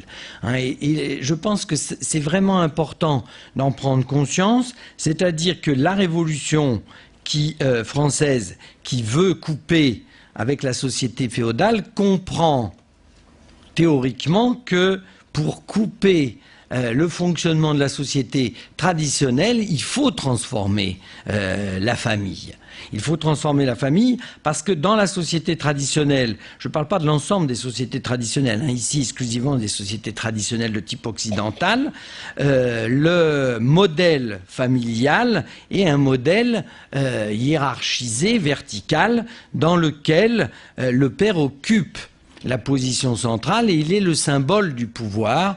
Hein, il y a donc le père dans la famille, il y a le père de la nation qui est le roi, et au ciel, Dieu le Père. Hein, et donc ici, la famille, c'est aussi une construction politique que va déstabiliser, aux grandes dames justement de ceux qui vont résister au 19e contre la Révolution, dont Balzac fait partie, les réactionnaires au sens strict, vont essayer en fait de lutter contre cette évolution, et c'est ce que je voudrais essayer de vous dire. L'idée donc, c'est qu'il y a un événement, mais qui naturellement a une histoire beaucoup plus longue, mais un événement qui va ouvrir quand même un grand changement qui suit la Révolution française, qui va être fermé, on le voit par le fait que quelques années après, par exemple le divorce par consentement mutuel, qui est une chose importante parce que le divorce par consentement mutuel, c'est l'équivalent dans la sphère privée de l'élection démocratique, c'est-à-dire qu'en fait, c'est le lien contractuel. Et le lien contractuel peut être idéalement défait par les individus qui ont contracté ce contrat. C'est tellement révolutionnaire que donc 3-4 ans après, on arrête cette réforme. Et lorsque la République, la Troisième République, à la fin du 19e, va se poser la question, on pourrait dire de forme de restauration de certaines réformes de la Révolution, il va y avoir tout un débat autour du divorce par consentement mutuel, et le fondateur de la sociologie française, Émile Durkheim, fondateur de la sociologie savante, qui est progressiste, contrairement à Le Play, va quand même prendre et militer vraiment très fortement contre son rétablissement. Alors, ici, ça va être intéressant de voir, en fait, hein, c'est l'idée de ce que j'appelle, pour aller vite, donc cette première modernité, c'est-à-dire en fin de compte, fin du 19e jusqu'aux années 1960, on va voir que cette modernité, à la fois pour la famille, mais bien au-delà, va inquiéter les responsables politiques qui vont, en fait, tout faire pour essayer de limiter les conséquences en fait, d'une société individualiste. La sociologie, d'ailleurs, naît exclusivement pour répondre à cette question. Qu'est-ce qu'on peut bien faire des individus qu'on approuve, puisque Durkheim dit, par exemple, qu'il est individualiste, mais en même temps, on ne peut pas concevoir complètement une société d'individus, alors qu'on conçoit très très bien une société dans laquelle les individus sont définis justement par des liens antérieurs. Alors, cette première modernité, certains sociologues et historiens la décrivent comme des logiques dans lesquelles on va essayer de trouver des compromis pour limiter la modernité.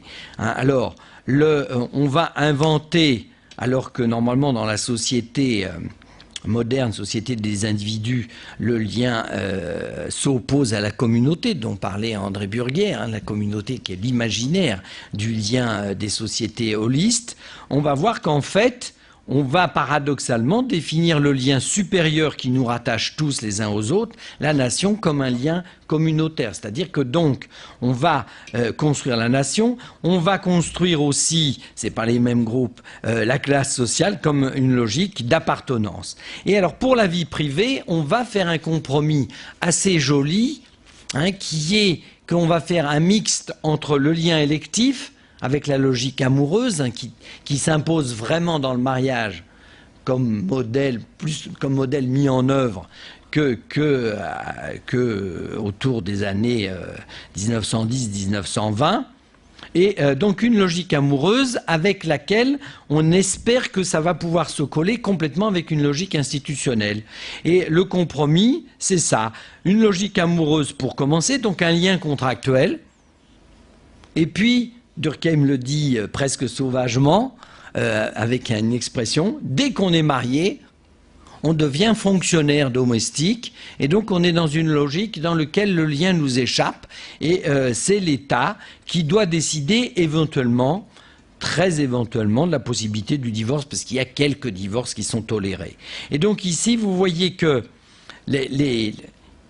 dans cette première modernité, les individus vont être à moitié individus, maîtres un peu de leur existence, et puis quand même avec une logique institutionnelle qui va rester très fort et qui est justifiée, non pas avec des arguments, on pourrait dire contre-révolutionnaires, mais au nom de l'intérêt des individus eux-mêmes. L'argument principal de Durkheim était le fait qu'il avait montré dans la même période que, par exemple, les hommes célibataires se suicidaient plus que les hommes mariés, et donc que l'État et la République devaient encourager le mariage indissoluble pour non seulement l'ordre de l'État, de la société, mais aussi pour le bien-être des individus, même s'ils auraient souhaité le contraire.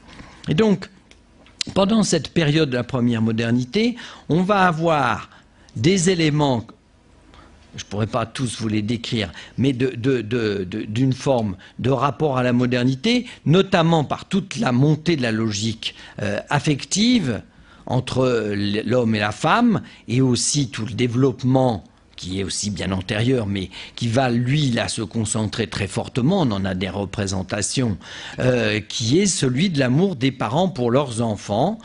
Donc une logique affective assez moderne, avec ce qu'un sociologue allemand, Ulrich Beck, appelle des éléments contre-modernes au sein de la modernité, et notamment le maintien d'une très forte division du travail entre les hommes et les femmes, avec même la construction et l'invention du modèle de la femme au foyer, spécialisée dans le bonheur de la famille, du mari et des enfants. Et ici, le compromis de cette première modernité, il faut le dire, c'est, de mon point de vue, c'est fait sur le dos des femmes. Il s'est fait sur le dos des femmes dans la sphère publique, c'est-à-dire que la sphère publique qui va imposer pendant cette première modernité le droit de vote, comme expression de l'accès à la raison, va être restreint pour les femmes, puisqu'elles ne sont pas raisonnables. Justement, elles sont spécialisées dans l'affectif, c'est pas moi qui parle, hein. Mais en même temps, elles vont aussi avoir, en tant que femmes, le droit de rester à la maison, et donc, en fait, d'être définies essentiellement par un lien qui n'est pas un lien individualiste, puisqu'elles sont essentiellement considérées comme épouses et mères. Même si, bien entendu, des mouvements féministes antérieurs à ceux des années 1960 vont essayer de déstructurer ce modèle. À partir des années 60, pour différentes raisons, mais notamment celle de la scolarisation, un des grands éléments de l'individualisation, va donc apparaître ce que je vous ai dit, cette seconde modernité, qui est dans un premier temps très fortement associée à justement l'individualisation des femmes, c'est-à-dire le fait que les femmes vont être définies, vont continuer, on l'a bien vu, revendiquent. Les résultats sont très intéressants. Il ne faut pas qu'il y ait de malentendus. Le fait de revendiquer qu'on soit un individu à part entière ne veut pas dire par ailleurs qu'on rejette des dimensions de lien et le fait par exemple d'être mère. Là, les résultats de Laurent Toulmont sont très significatifs. Mais d'une certaine façon, on le refuse encore moins justement parce qu'on a la possibilité aussi d'avoir, sous des formes complexes et toujours limitées, une certaine forme de vie à soi. Ici, donc, on va avoir dans cette première période un mouvement d'individualisation des femmes, et puis depuis les années 80, un mouvement très important que nous vivons actuellement, me semble-t-il, en France et dans les sociétés occidentales, qu'on peut appeler l'individualisation des enfants, qui inquiète un certain nombre de personnes sous la notion d'enfant tyran, etc. C'est-à-dire effectivement le fait que les enfants vont et ont des droits de plus en plus reconnus. C'est aussi, il y a eu des mouvements aussi dans la première modernité, un droit de correction paternelle limité, etc., mais dans lesquels on va arriver à, en 2002, par exemple, à quelque chose qui a été approuvé totalement en consensus national.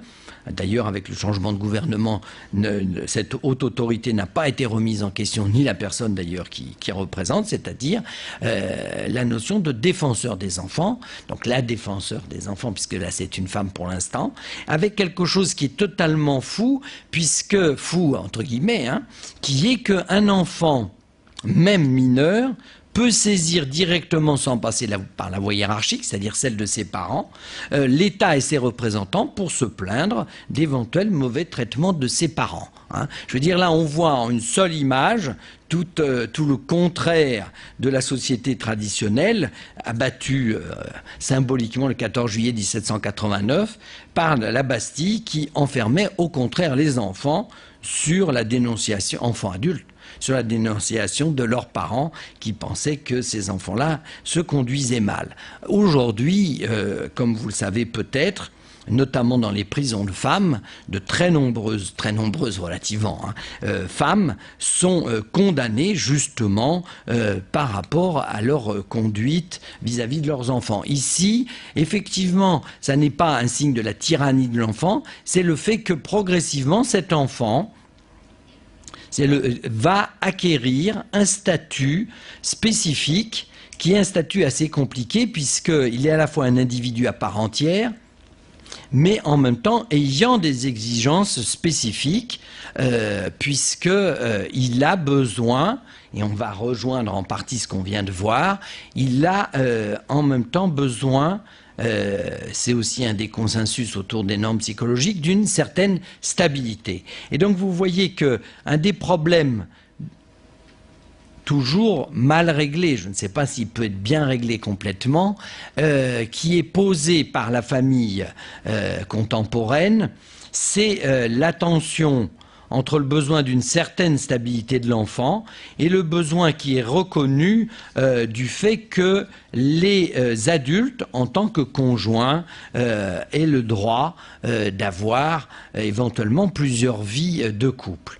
Et ici, on pourrait reprendre ce qui se passe depuis 1975, mais disons depuis les années 80, le travail, à la fois au niveau juridique, mais à tous les niveaux, dans lequel on va inventer une solution intermédiaire, je ne suis pas sûr qu'elle soit forcément excellente, mais qui est la suivante que vous connaissez. Les adultes en tant que conjoints peuvent divorcer, mais les adultes en tant que parents ne peuvent pas divorcer. C'est-à-dire que normalement, c'est la norme juridique et psychologique qu'un parent devrait rester parent.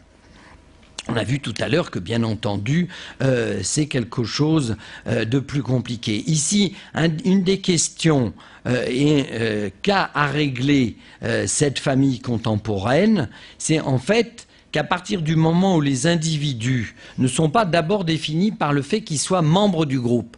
Dans la société traditionnelle, comme on l'a dit tout à l'heure aussi, la logique de l'honneur. La logique de l'honneur, c'est une logique dans laquelle, en fin de compte, moi, en tant qu'individu, je suis d'abord quand même frère ou sœur, par exemple, et que mon comportement, si je me conduis mal sur le marché matrimonial, eh bien, mes frères et sœurs qui viennent après, leur valeur sur le marché matrimonial en prend un coup.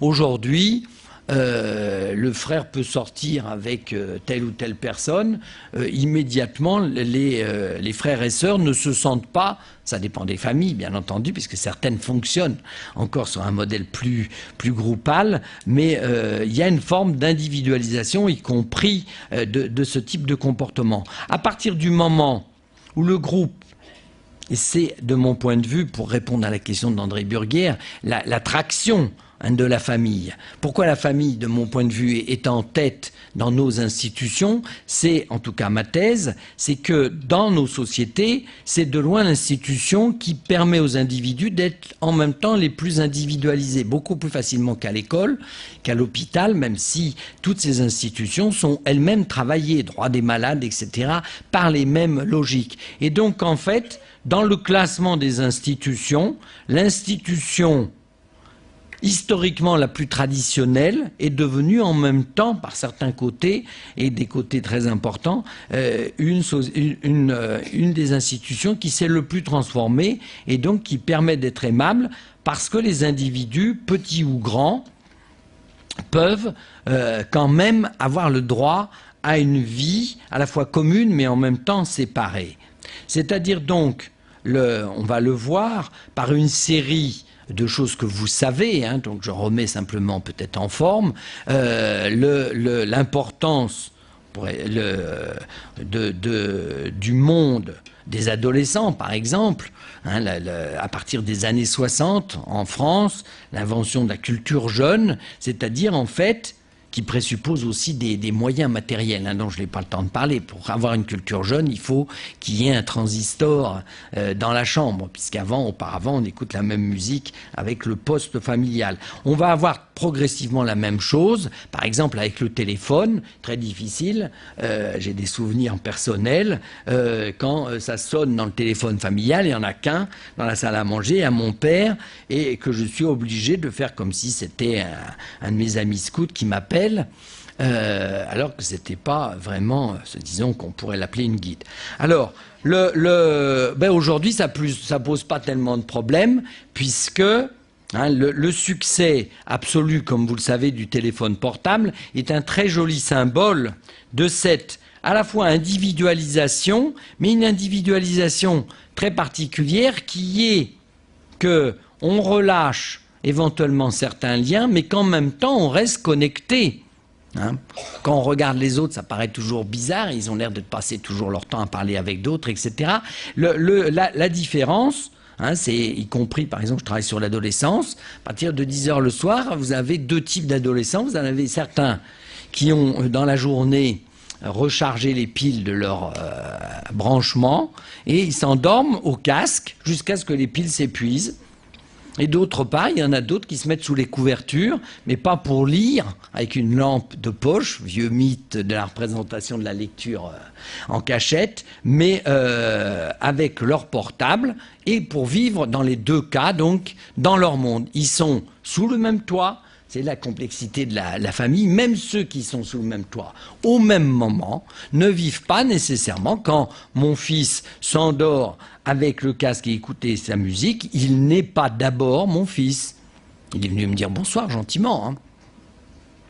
3 minutes de fils, et puis après, X heures en tant que jeune, c'est-à-dire dans un autre monde. Chacun d'entre nous voulons en fait vivre dans plusieurs mondes. Alors ici, j'ai pas contrôlé l'heure, je vais dire juste un élément. Il y a souvent un élément d'interprétation, à mon avis, fausse de ce mouvement historique, c'est que cette individualisation ne signifie pas du tout que l'individu soit totalement nomade et que, en fait, il ne recherche qu'une liberté sans aucun type de sécurité.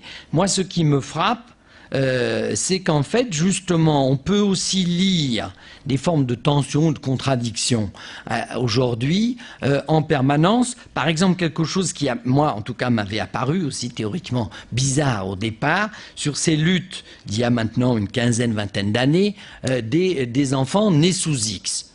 Alors, dans le modèle pur de l'individu moderne, l'enfant né sous X, ça pourrait être le rêve, puisque justement, il n'a même pas à se défaire de ce lien hérité. On voit qu'en fin de compte, il faut les prendre au sérieux, pour se défaire de ces liens, il faut en avoir eu. C'est-à-dire qu'il faut justement pouvoir se raconter une histoire. Et donc que nous sommes, c'est la même chose pour une série d'autres comportements. Hein, le téléphone portable, ça me libère en partie, si je suis un jeune, mais aussi moi en tant que conjoint. Je veux dire, normalement, mon épouse ne contrôle pas, il n'y a qu'à Canal+, qu'on contrôle les coups de téléphone des gens qui vous entourent. Mais normalement, j'espère en tout cas, que vous ne contrôlez pas nécessairement vous contrôlez éventuellement le budget de vos adolescents, ce qui n'est pas la même chose que le numéro de téléphone. Donc ici, en fait, on va avoir des indicateurs dans lesquels les individus jouent un double jeu d'une certaine façon, c'est qu'ils veulent à la fois une liberté, mais qui ne menacent pas trop leur sécurité identitaire, parce que l'identité de l'individu moderne est aussi fragile. Alors, 2 autres indicateurs. Les sociologues dont j'ai fait partie, dans les années 70, on a vu la montée de l'union libre et on a dit, c'est progressivement, bon, il y a bien entendu quelques catholiques pratiquants, tout ça, mais l'institution du mariage va disparaître. Et puis, après, effectivement, des discours et des petites baisses de mariage, il en reste toujours, en fait, comme vous l'avez vu, d'abord des nouveaux groupes, les homosexuels ont demandé le mariage, et puis on voit que très peu d'individus, aujourd'hui, dans les enquêtes, rejettent le mariage en soi.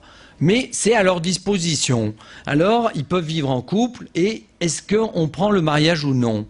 Et ici, quand on fait une étude sur pourquoi ils le font, ça sera le seul chiffre que je donne parce qu'il me fascine, 43% des individus mariés pensent que le mariage n'est pas une condition de réussite pour un couple.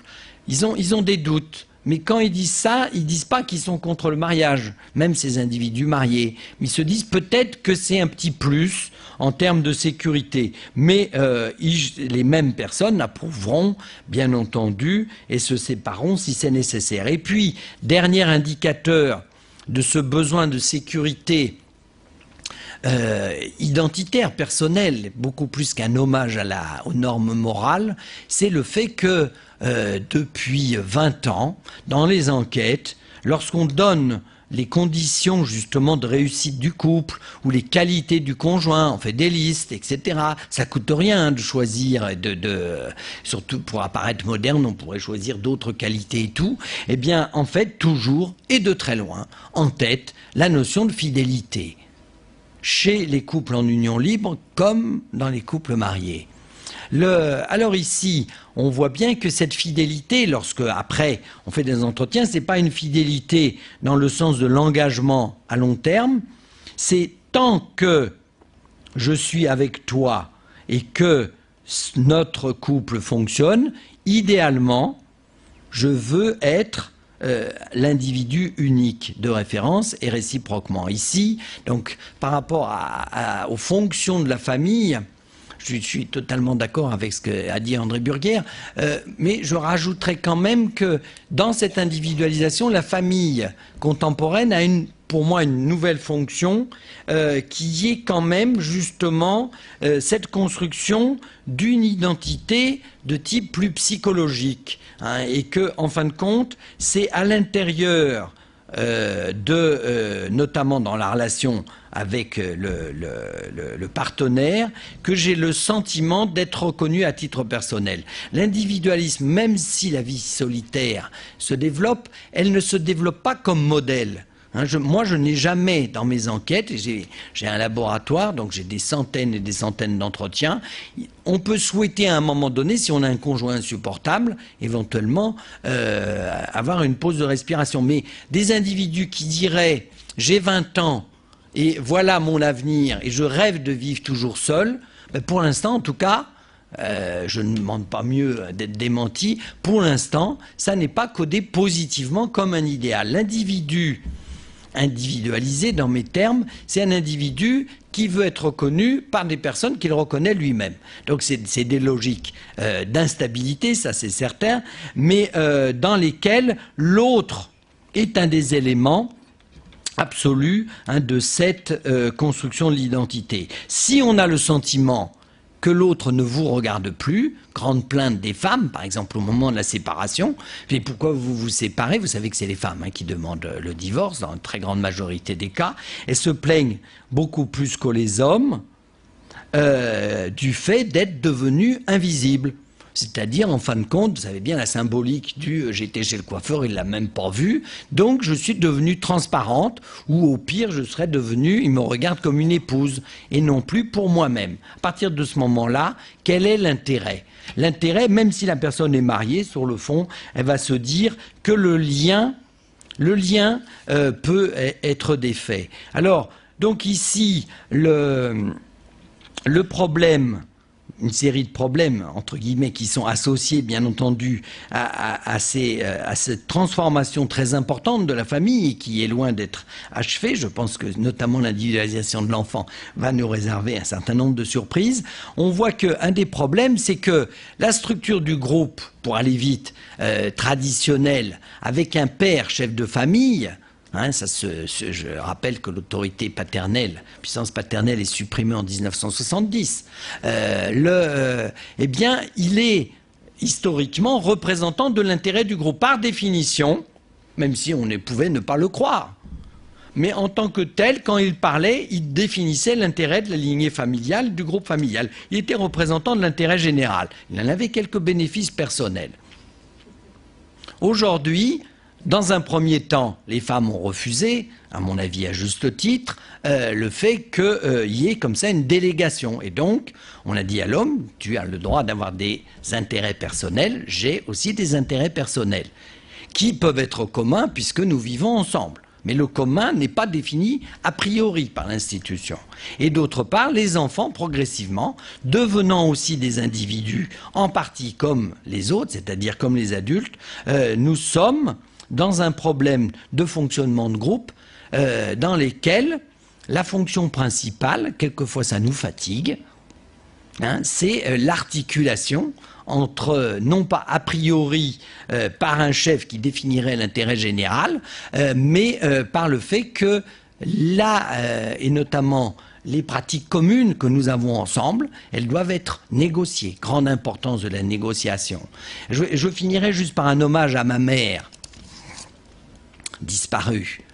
Ma mère, donc, est née en 1910, hein, je repensais à elle tout à l'heure, s'est mariée en 1936, je suis le 6e, donc je suis, tout était impeccable par rapport à ce modèle, et je me rappelle quand j'étais petit, je me rappelle très bien une scène, à table, un jour papa a dit, j'ai une grande nouvelle à vous annoncer. Ma sœur, je vois encore une de mes sœurs qui jette la serviette et qui dit chic, un bébé, ce qui était peu probable vu même l'âge de ma mère, mais j'étais déjà moi tardif. Et mon père dit non, parce que en fait, bon, pour des raisons compliquées, on partait pas en vacances, et donc il nous annonçait les vacances. Il nous a annoncé les vacances, il nous a dit voilà, nous partons en vacances à tel endroit, et on était contents. Quelques années plus tard, quelques décennies plus tard, ma mère, donc en tant que grand-mère, envoie une carte postale à mes enfants, et moi de famille catholique, donc c'était une carte postale de l'action catholique des enfants. Et sur cette carte postale, c'était un dessin d'une famille regroupée autour de la table. Il y avait le père, la mère et les enfants. Les enfants, c'est sur des chaises pour être à la même hauteur, autour d'une carte. Et c'était marqué « Les vacances, ça se décide en famille ». Et ma mère l'a envoyé gentiment, sans voir qu'elle avait fait la révolution. Parce que, mais c'est normal, hein, je me moque simplement, c'est que bien évidemment, elle trouvait ça un peu normal. Je vais donner un deuxième exemple de ma mère. Ma fille a vécu en concubinage. Ma mère était totalement horrifiée. Sur le principe. Et puis, elle a vu ce jeune homme, qui était un jeune homme charmant. Il s'appelait Adrien. Je dis Adrien parce qu'entre-temps, ma fille s'est mariée et a divorcé. Mais ça, on ne connaît pas au moment d'histoire. Et je me rappelle toujours ma mère, que chaque fois qu'on s'appelait, elle disait est-ce que tu peux me donner des nouvelles d'Adrien? Il est si gentil et tout. Il a été considéré un gendre comme les autres. Et je veux dire, il a fait comme les démographes qui ne se posent même plus la question du mariage, vous l'avez entendu. Hein. Ils cherchent désespérément des solutions de la famille. On voit bien, pour répondre à la question de la semaine prochaine, mais puisque je ne serai pas là, à moins d'être réinvité comme dans les jeux télévisés, deuxième semaine, la question de la définition, on l'a entendu tout à l'heure, la définition juridique au sens du mariage est devenue quelque chose qui est laissé à notre libre disposition. On a des statistiques européennes, par exemple, c'est fascinant. Il y a marqué pourcentage de couples mariés. Il y a un petit astérix, puis c'est marqué dans l'astérix, nous avons additionné aussi les couples en union libre. Bon. Ouais, d'accord, mais on voit bien que juridiquement, par exemple le mariage, comme vous le savez, vous ne pouvez pas dire « mais moi j'ai eu des enfants dans le mariage, ils seraient plus légitimes que ceux que j'aurais eu hors mariage ». Vous vous faites condamner par la Cour européenne de justice. Donc le mariage est quelque chose, la famille et institution, ça ne veut pas dire qu'elle nous rend plus de service, je vous l'ai déjà dit, mais au niveau de la définition, on pourrait dire officielle, elle en a pris un coup. La résidence, étant donné qu'un père doit rester père même lorsqu'il est séparé et tout, ne peut pas être pris non plus seulement du point de vue la résidence principale. Donc ici, à ma connaissance, il reste la vie commune, on l'a vu tout à l'heure avec le problème de la famille recomposée, ce qui n'est pas tout à fait la même chose parce qu'on peut avoir plusieurs vies communes dans plusieurs espaces, même si ça n'est pas simple. Et puis quand même en dernière instance, on le voit dans les... j'allais dire dans les matchs, quand il y a des problèmes, imaginons un enfant qui a été abandonné, entre guillemets, peu importe la modalité, mais qui n'a pas été élevé par sa mère ou ses parents biologiques. Les parents adoptifs élèvent cet enfant, s'en occupent bien pendant 15 ans, et puis à un moment donné, il y a les parents qui disent « oui, il y a eu un vice de forme et tout, je reprends ». Ben, tous les sondages d'opinion, et je le dis parce qu'en ce moment, il y a des thèses qui nous disent qu'en fin de compte, le seul critère serait le critère biologique qui serait dominant dans notre société. Dans tous les sondages, si on dit, en fin de compte, tout le monde dit, ok, qu'il rencontre les parents biologiques et tout, pour qu'il raconte sa propre histoire. Mais les parents sont les parents qui l'ont élevé, c'est-à-dire quand même en même temps, justement, je pense, la nature de la relation et la nature de la vie commune. Donc il y a au contraire une assez forte déstabilisation du critère biologique et du critère institutionnel, avec quelque chose de plus mouvant qui correspond à notre définition de l'individu, quelque chose de plus relationnel, mais ce qui en même temps fait, je tiens à le redire, l'attraction de la famille, puisqu'elle est devenue moins institutionnelle, mais justement à ce titre plus aimable. Merci.